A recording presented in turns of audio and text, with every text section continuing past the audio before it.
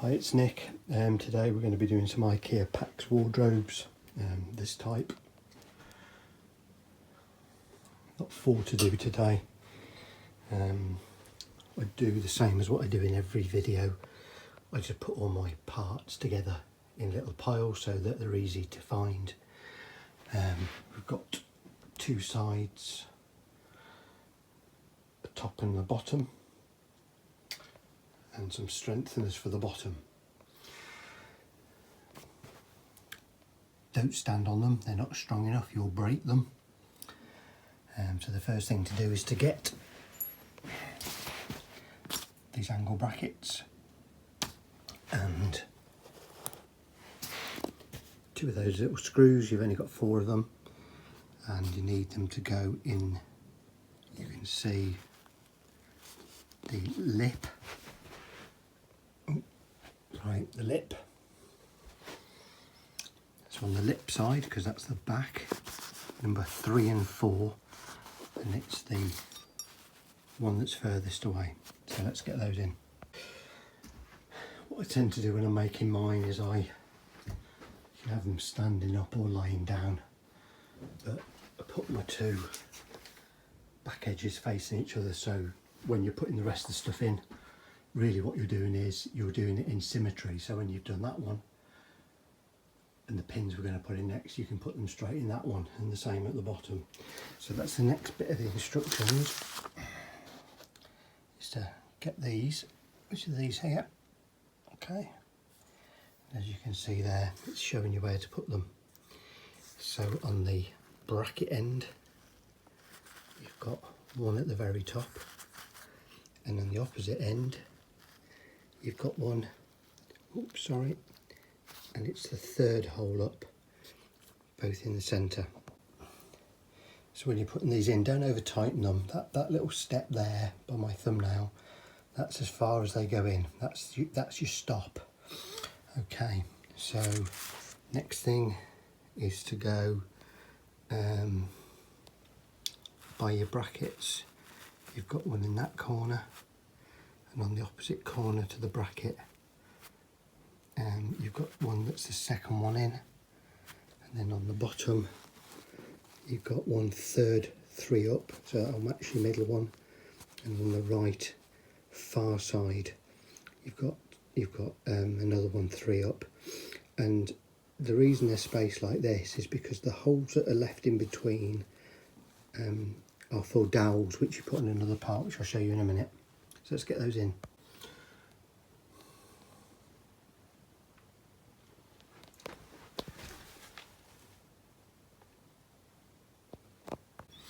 So the next bit is we're going to put these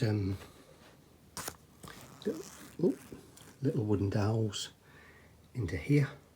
Okay.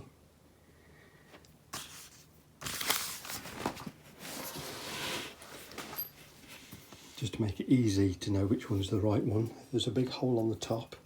It's not that one, and that's way too big for that. It's going to be that one. Okay. So that one, not that one, and then again there's a big hole on the top for a pin, so the one inside of it, and just a little gentle, just a little gentle tap. You'll hear the sound change when it's fully home. Hear that? Okay, so that's both those pieces, 2 in each side. Next part then is to fit these. Okay, thing to note of here is you want this facing down, shows you the lip, looks like that, so like that, and then they go in while that's lying down flat. You just put them in the hole like that, 2, and then what you have to do is you have to hammer that until the top is flush with that. Okay, so they should look like that. The next bit is to get a leg and a foot. Don't know if I can do this while I'm filming. There you go. Push your foot on. 2 of those. Like that. Okay. And then you tip. Where is it? No, it's the way we're on. So like that. And screw them in.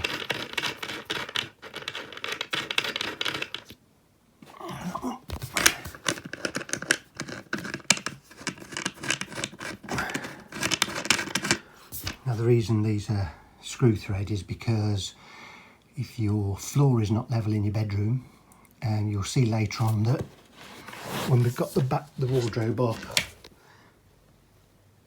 you see that we can adjust that with a screwdriver and make it go up and down. But the way I just set it just for now is just so that is just level with the hole. Okay, so we'll be coming back to them in a bit. Next bit is to get your 2 small pieces. Put your dowel plugs, 2 in each end. This is the one at the back, and this is one that you can see at the front. Okay, so put 4 in each end. If you've got one left over, I tend to find that they put an extra one in case you break one. It's not one you've missed. So let's get those in. Before you start putting it together, it's important to check this, because obviously you've got your ceiling height, depends on your room, and you've got the height of the cabinet. But a cabinet is further from corner to corner than it is from top to bottom. So you've got to make sure that you can stand it up. If you can't stand it up, you need to go into this method of building it with 2 people, where you build it in position. But it does take 2 people. So just make sure you check that first. Okay, so now we're going to put the bottom on. So the bottom is where the pins are 3 up from the bottom, and your foot needs to be at the front. And what you do is line that up with your holes.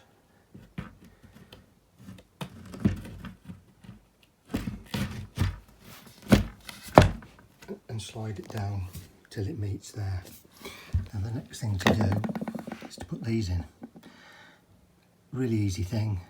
If you have a look, you can see there's an arrow. So the arrow points towards the side.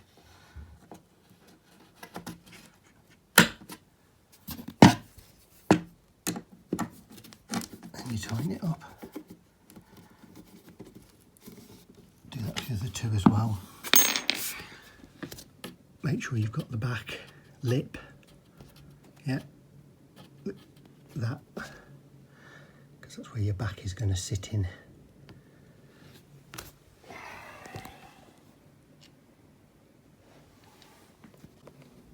Okay, so same with the top.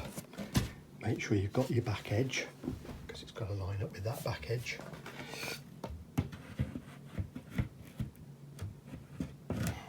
Sorry, this is a bit fiddly with one hand. Okay, pushing down, same again, arrow points towards the side. It's a bit of a struggle, you can always jig in like that, okay, and then twist until it locks clockwise. And then let's do these 2. Next bit's to do your 2 small pieces. Remember, it's the white one at the front and that one at the back. And they do only fit one way. So where the feet are is the front. And these are kind of offset, so they will only go in one way into the front 2 holes. Just push them in like that. At the back. As long as that's level up at the top. That's it, they're level, okay. So that's them in. Now I probably won't be able to film the next bit because it's putting the other side on. What I tend to do, it's easier if you've got 2 of you, is I will rest that end on. And those pins, I will get in those 3 holes. Once I know they're there, I won't try and push them in. But then I'll come over here because you've got 1, 2, 3, 4, 5, 6 that you need to line up there, plus the pin to go in the hole. So again, either a two-person job or just a little bit of a fiddle. Once you've got the opposite end in, it'll help you line this up anyway, but just got to make sure that all your dowels are in and your 3 pins are in. Okay, final check, make sure you've got the white one on the front. That's the top on, or sorry, the side on. Then put your other metal spinners in and twist the 3 at the top and the 3 at the bottom and lock that side on. Okay, so roll it over. Obviously, if all is going well, you know, you'll have one of those on each side. You'll see it, the lip matches up all the way around. And now what we're going to do is put the back on. So obviously the white side faces inwards, and your holes in there have got to line up your holes in there. So just, again, a bit difficult to do one-handed. Put them in, push them up that end, put them in, push them up that end, and then just go around and make sure that that is sitting inside that lip. So here it's not. Make sure it's inside that lip all the way around before you nail it on. Now, it doesn't tell you to do this in the instructions, it's just something I like to do. The IKEA stuff is great, but you can have problems with the doors, I find sometimes, if the unit isn't properly square. So I like to get myself my set square, I put it on the side and I look to see if that gap is the same, which you can see it is, and that's because of the build quality. I just like to check, that's just me. Okay, so you will have seen this funny little thing. It's mentioned in your instructions. There we go. And what this basically does, excuse me while I just get a nail.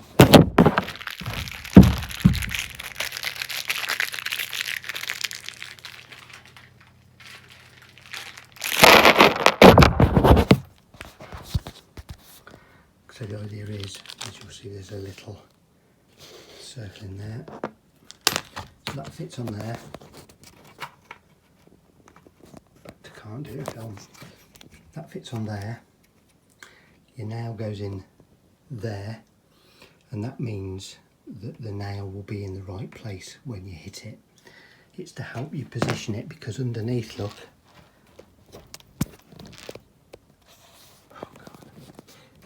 you haven't got a very big lip.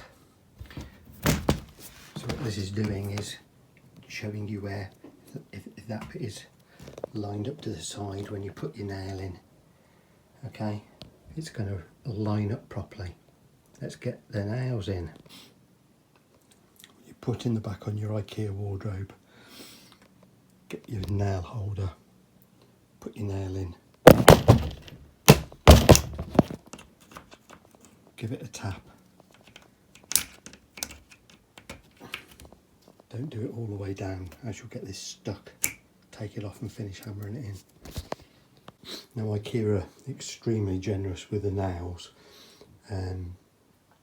I tend to, do a row across the bottom of about 5, and then I space them every kind of like 20 centimetres, 9 inches, like that.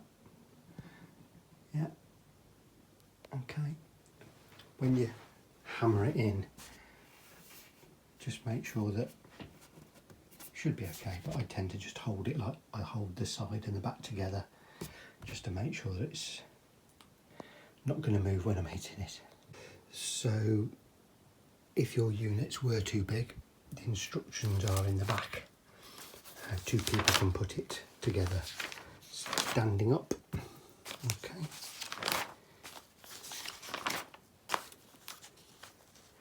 Now there's some little white caps put over the holes, and remember we talked about the feet earlier that we screwed in. So it basically means, I've got to build 4 of these, but it basically means that if you find that you're on the floor and your wardrobe's leaning funny, can see here, you can actually put that in, and if you want it to tilt backwards you can turn it clockwise and it'll push that foot down and it will make your wardrobe lean back. Okay, so that's what they were for. And the only other thing like in your packet is these. Okay, what these are for is like when I've got all this worked out and lined these up, I shall want them to be joined together. And what you can do, careful if you're putting doors on, because you need to know where your door hinges go. But these basically, you drill through one of the holes with a 5mm drill, and that will go through to there, and you push that in each side and tighten it up and it locks these together. Okay, so I think that's everything. Thanks for watching. Please subscribe to the channel, really helps, and I'll see you in the next video. Okay, I need to mention these keyhole shape. So to stop your wardrobe from falling over, now you might think it might not fall over, but I'm going to tell you now that when you put the doors on, the doors are very heavy, particularly if you've got mirrored doors. And if you swing a mirrored door open, it will pull your wardrobe forward from the weight of the door. So for a safety point of view anyway, it's best to fix these wardrobes to the wall. So you get them lined up, you can see your hole, put your pencil in or a drill and make a little mark on the wall. Okay, move your wardrobe out of the way, put the correct type of plasterboard wall plug in, whether it's plasterboard or for brick, and then put your wardrobe back in place. And what you do is that slots over the top of your screw. It's got little feet on it to stop it moving. You slot that over your screw, okay, and tighten it up. Okay, one other thing, I'm going to have to do it here. Most of us have skirting board, so your wardrobe won't go up. So when I finish these again, what I'm going to do is I'm going to mark the skirting, and I'm going to cut the skirting board off so that that fits flush to the wall. So when I do that, it will pull it in nice and tightly. If you do that and you're leaving the skirting boards on, just be careful not to over tighten these screws when you do them up, because what you'll do is you will pull the top in, which will lift the front of the wardrobe up. Okay, there we go. So that's the last bit, I think. Thank you very much, guys. Please subscribe.